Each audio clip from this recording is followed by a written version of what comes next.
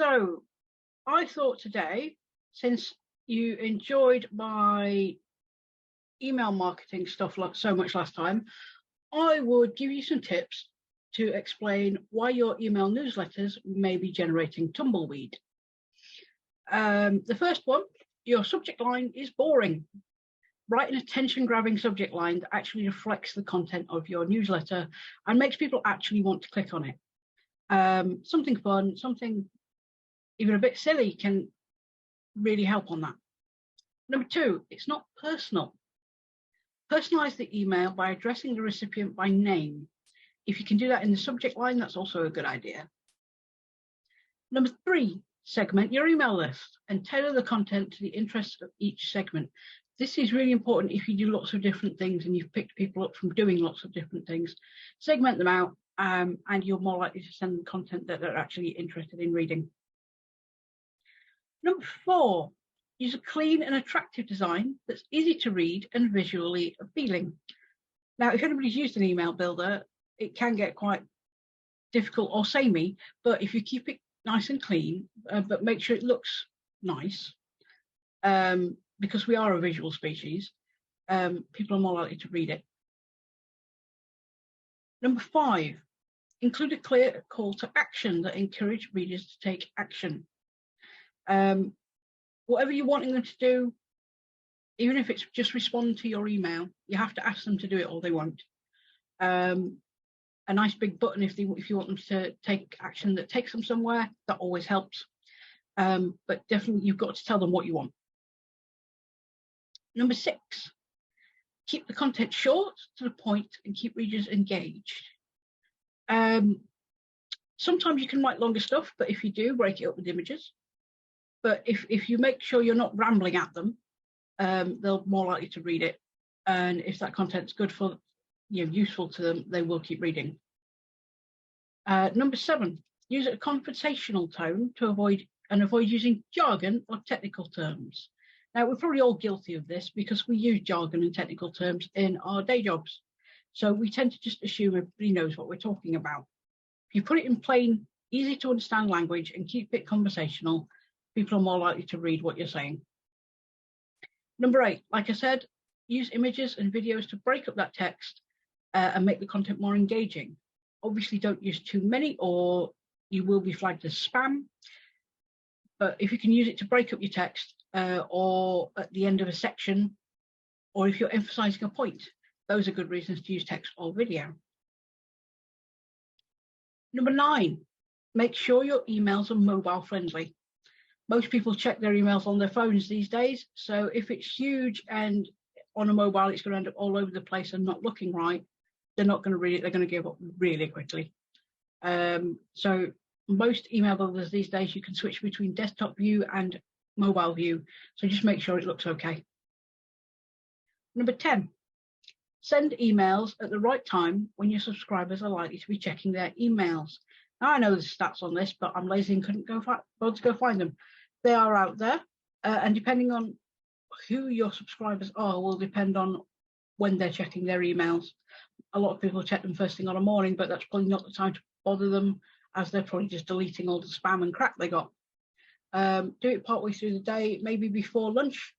Mine go out at about 11 o'clock. And then when they're scrolling at lunchtime, they're likely to see it. But you do need to do some research on this on when your subscribers are on. Number 11, keep a consistent schedule for sending emails, whether it's weekly, fortnightly, or monthly. So no matter when you send them, make sure you're sending them on the same day at the same time. They'll then expect an email from you if you're consistent with that. And again, are more likely to read them. Number 12, use social proof such as customer testimonials, reviews, or case studies to build trust with subscribers. And it's not something that should be done all the time, but especially if you're pushing a product or a service, if you have a testimonial, review, or a case study on that, it will just enforce what you're saying, like with social media. Number 13, avoid spammy language and make sure your emails are compliant with anti-spam laws. A lot of things these days have a double opt-in, so you can make sure you're absolutely certain that these people want your emails. Don't use spammy language. The biggest one is sale now on, as far as I understand. Don't use that. And make sure you have an unsubscribe button or link somewhere in your newsletters. Number 14, provide value to your subscribers by offering useful tips, advice, and insights. You really shouldn't be using newsletters just to sell. You should be offering something valuable, something useful, tips about your industry, what you do, things like this list of email tips, any advice or industry insights you have that they'll actually be able to take away and use or think, make it so they're thinking about something. You can also ask them to comment on what they thought about it as well, which is a good way to get them to email you back. Number 15, use a clear and recognizable from name and email address. It shouldn't come from a random address. It should be your business name, your name, and with a recognizable email address that they know and trust. Otherwise, they're really not going to open it. Number 16, make it easier for subscribers to unsubscribe if they no longer want to receive your emails. Like I said, you should, if you're sending from an email platform, you should have an unsubscribe link that they can just click. Otherwise, let them know that they can unsubscribe by emailing you back and just letting you know. You don't want people on your list that don't want to receive your emails, because then, well, your open rate goes down for a start, and it just doesn't work. And you may get reported as spam, which you don't want. Number 17, ask subscribers to add you to their contact list to ensure emails are delivered to your inbox. This is a difficult one because it should be really in the first email they receive if they've signed up for something, or you're just adding them to the list. Ask them to basically okay your email so it actually gets delivered. Otherwise, you may end up in spam depending on what their email platform thinks of it, what you're sending. Number 18, monitor your email open rate and click-through rates. See what's working and make adjustments as needed. This is that trial and error again. If all the email platforms will tell you what your open rate is, what your click-through rate is, and some of them will actually tell you, if you go into it, what people have clicked on and what percentage people have clicked on, to see what's working, what's not, and then you can adjust what you're sending out. So it's more interesting and people are more likely to click on it. Again, trial and error may take some time, but it is worth it. 19, make sure your emails are well written, free of typos, and grammatically correct, or Craig will beat you. I am very bad at this bit. I tend to just throw things at a page and hope that the builder picks it up. Craig, I'm sure, would email me back and tell me if I'd done wrong. Number 20, use humor or storytelling to make your content more engaging and memorable. We all like a laugh, and we tend to have quite dark humor as British people, but we all love a story as well. It's not just facts and figures. It makes it more relatable as well, so that can really help. Number 21, which is probably going to be my last one, use a clear and easy to read font and avoid using too many different font styles in your email.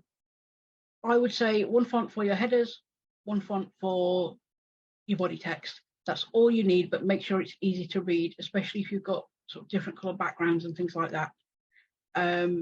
Because the last thing you want is people to go, I can't read this, and get rid. Okay, so that's been 21 tips for your email newsletters. I am happy to answer any questions you